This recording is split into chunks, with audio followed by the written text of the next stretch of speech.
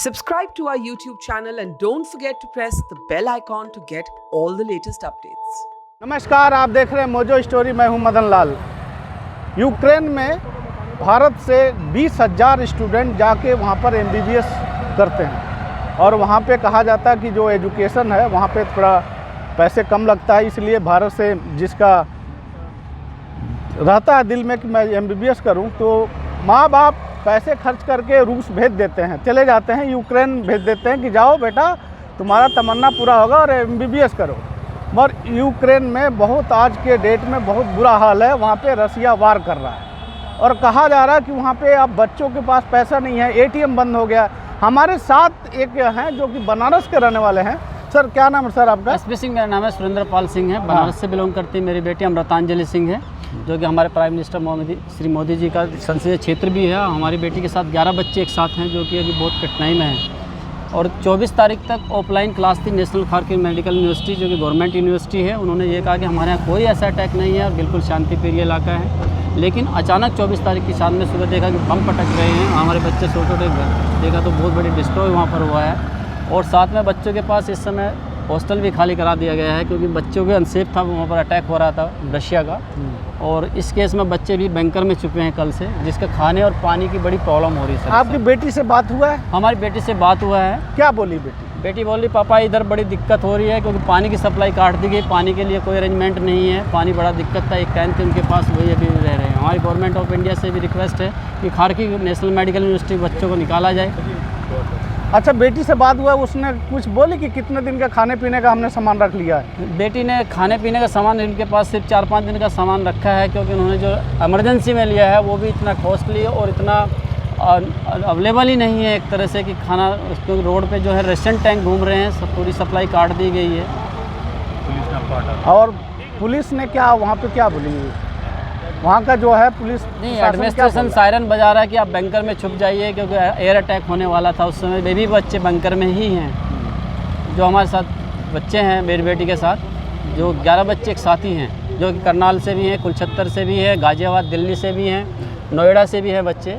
कुल मिला के 11 बच्चे एक साथ। भोपाल से बेटी है, ये सब एक साथ? हाँ, मान्या गुप्ता जो हमारी दिल्ली से ही बेटी है, करोल बाग से ही है, वो भी वहीं पर ही एक साथी है।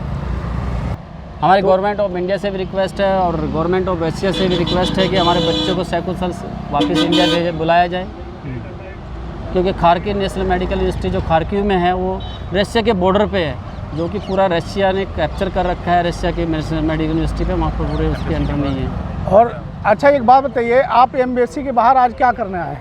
हम गवर्नमेंट ऑफ इंडिया एम्बेसी से रिक्वेस्ट करने आए कि हमारे बच्चों को सकुशल वापस किया जाए। अरे गुप्ता, आप यहाँ पर क्या करने आए हो रशियन एम्बेसी में? मैं पीसफुल प्रोटेस्ट करने आया हूँ अपनी बहन के लिए जो यूक्रेन में अटकी हुई है अब तक। वहाँ पे हालत इतनी अच्छी नहीं है और अभी मैं बस इतना चाहता हूँ कि मेरी बहन वापस आ जाए इंडिया सेफली। बहन कितने साल से यूक्रेन में? अभी 1.5 साल से यूक्रेन में। और क्या करने गई थी? MBBS। और कितने साल हो गया पढ़ाई उनकी? 1.5 साल। 1.5 साल। एक दूसरा था? दूसरा साल चल रहा था? ये दूसरा साल चल रहा था। बहन ने क्या बोला आपको? फ़ोन करके कुछ बोला होगा बहन ने? क्या बोला जब पता चला था वॉर का? तब तो उसने ये बोला था कि अभी सिचुएशन ख़राब हो रही है, थोड़ी थोड़ी हो रही थी। तो तब फिर यूनिवर्सिटी से प्रेशर आ रहा था तो उसने वापस आने की तब नहीं सोची थी। अब जब इतनी ज़्यादा सिचुएशन ख़राब हो रही है तब से वापस आने का हो गया था उसका। पर अब कल की उसकी फ़्लाइट थी, पर अब जैसे पता चला कि पूरा उसके एयरपोर्ट पे अटैक हो गया तो सारी फ़्लाइट्स उसकी कैंसिल हो गई। और बहन ने कुछ बोला होगा कि आप छोटे भाई हो? मैं छोटा भाई हूँ। और रो रही थी, क्या कर रही थी आप बताओ? ये सब बातें नहीं, कह रही थी वो बताओ। रो तो नहीं रही थी पर हाँ डरी हुई थी, बहुत ज़्यादा डरी हुई थी क्योंकि बॉम्ब की आवाज़ भी बहुत ज़्यादा आ रही थी आसपास से। उसके बाद खाने पीने का कुछ है? खाने पीने का है पर बहुत कम है और लिमिटेड ही है। वहाँ पे ATM काम कर रहा है सब? ATM कल तक तो था पर आज सुबह तो उसकी सिटी में भी अटैक कर दिया होगा, तो अब वहाँ पे तो कुछ भी नहीं जा सकती है, कहीं पे भी कुछ भी करने। ATM यूज़ करने भी नहीं जा सकती वो बाहर। तो गवर्नमेंट से आप क्या वहाँ की गवर्नमेंट से इतना तो नहीं पता चल रहा, पर जितना भी है वो बस अपने डिफेंस करने में जुटे हुए सब। अच्छा, एक फ़्लाइट गई थी परसों यहाँ, उस फ्लाइट में आपकी बहन क्या वो फ्लाइट वापस आ गई, क्या हुआ? वो फ्लाइट तो मिड एयर वापस आ गई, क्योंकि वही एयरपोर्ट पर लैंड ही नहीं करने दिया उस फ्लाइट को। मेरी सुबह बात हुई थी उससे, लेकिन वो ये बच्चे सारे ही बहुत डरे हुए हैं कि कब क्या होगा, कब क्या नहीं होगा। वो बस बार बार हमसे यही पूछ रहे हैं, मम्मी कुछ पता चला कि क्या हो रहा है, क्या नहीं हो रहा है, क्योंकि वहाँ पे उन्हें ज़्यादा कुछ पता नहीं चल पा रहा है। बट एम्बेसी के कॉन्टैक्ट के थ्रू कोई इवैक्यूएशन, क्योंकि कल प्रेस कॉन्फ्रेंस में यही बोला गया है कि टॉप प्रायोरिटी तो इवैक्यूएशन है, तो कुछ जानकारी मिली आपको? इवैक्यूएशन की हमें बस यही जानकारी मिली है कि जो मतलब कि पोलैंड या फिर रोमानिया के थ्रू जो है उनको इवैक्यूएट करा जाएगा, वहाँ से फ़्लाइट से करा जाएगा, लेकिन वो वहाँ तक कैसे पहुँचे ये हमें नहीं समझ में आ रहा, क्योंकि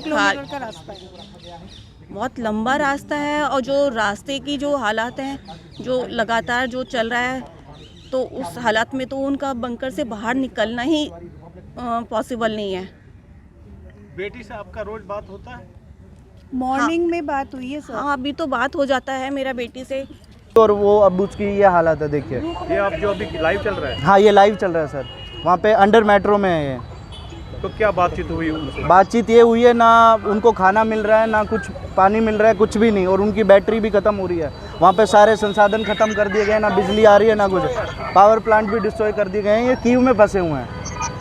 हमारी इंडियन गवर्नमेंट कहती है कि उन्हें पोलैंड भिजवाया जाए, लेकिन वहाँ से 1800 किलोमीटर दूर है और रशिया के बिल्कुल 40 किलोमीटर पास है बॉर्डर पे। तो अभी ये क्या देखिए, चाहते हैं आप? क्या हम चाहते हैं कि फटाफट हमारे स्टूडेंट्स को वापस लाया जाए। गवर्नमेंट से यही अपील है, प्लीज़ हमारे इंडियन स्टूडेंट्स को जल्दी से जल्दी वापस लाया जाए।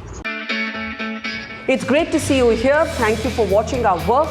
If you haven't subscribed yet, don't forget to click the bell icon and subscribe to Mojo Story and support independent, robust journalism.